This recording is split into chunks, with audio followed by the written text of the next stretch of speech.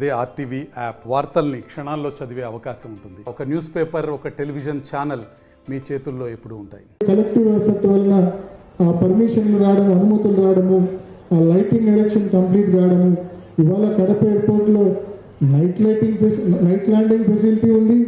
అదేవిధంగా పెద్ద ఫ్లైట్లు ల్యాండ్ అయ్యే పరిస్థితి కూడా, రన్వే ఎక్స్పాన్షన్ కంప్లీట్ అయింది కాబట్టి, భూసేకరణ కంప్లీట్ అయింది కాబట్టి పెద్ద ఫ్లైట్లు ల్యాండ్ అయ్యే పరిస్థితి ఉంది.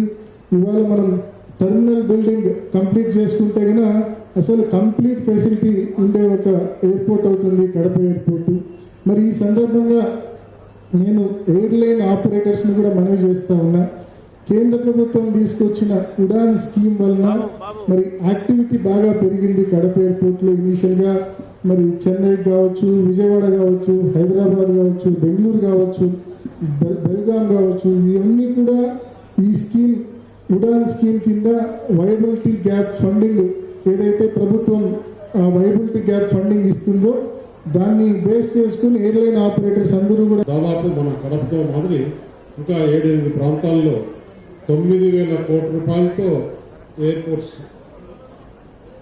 నిర్మించుకోవడం కానీ, లేకపోతే ఎక్స్పాన్షన్ కానీ, టెర్మినల్స్ కానీ, కొత్త ఎయిర్పోర్ట్ కానీ చేయడం భాగంగా ఈరోజు మన ఏవియేషన్ మినిస్టర్ జ్యోతిరాజ్ సింధియా గారు, అలాగే ప్రధానమంత్రి గారు చేయబోయే దానికి కార్యక్రమానికి ఈరోజు ఇక్కడికి రావడం జరిగింది.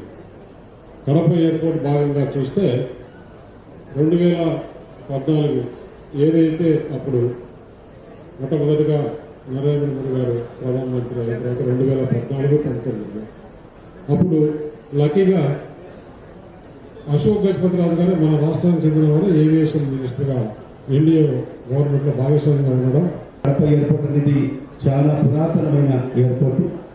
బ్రిటిష్ కాలం నుంచి కూడా మరి ఆనాడు ఇది ఫిల్లింగ్ స్టేషన్గా మరి ఇక్కడ ఎంతో సేవలు అందించిన ఈ ఎయిర్పోర్టు తర్వాత కాలంలో మరి ఎయిర్పోర్ట్ని అభివృద్ధి చేసుకుంటూ మరి ఈరోజు అన్ని రకాల సర్వీసెస్ కూడా ఇక్కడ ఇవ్వడం జరుగుతుంది.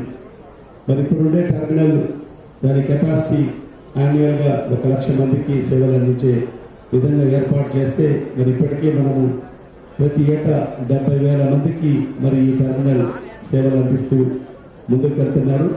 మరి ఇది సరిపోదు, మరి ఖచ్చితంగా ఒక మంచి టెర్మినల్ కావాల్సిన అవసరం ఉందని చెప్పి కూడా మరి దీనికి మరి కృషి చేసిన మన పార్లమెంట్ సభ్యులకు, అవినాష్ రెడ్డి గారికి నేను ప్రత్యేకమైన ధన్యవాదాలు తెలియజేసుకుంటూ, మరి ఇప్పుడే చెప్పినట్టుగా ఈ ఏదైతే ఈ ఎయిర్పోర్ట్కి సంబంధించి గతంలో ATRs మాత్రమే ల్యాండ్ అయ్యే పరిస్థితి ఉండేది.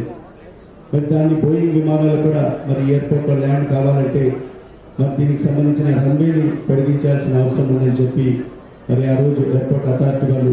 మరిన్ని వీడియోస్ కోసం ఛానల్ ని సబ్స్క్రైబ్ చేయండి. లేటెస్ట్ అప్డేట్స్ కోసం వాట్సాప్ ఛానల్ ని ఫాలో చేయండి. అండ్ లింక్ డిస్క్రిప్షన్ లో ఉంది.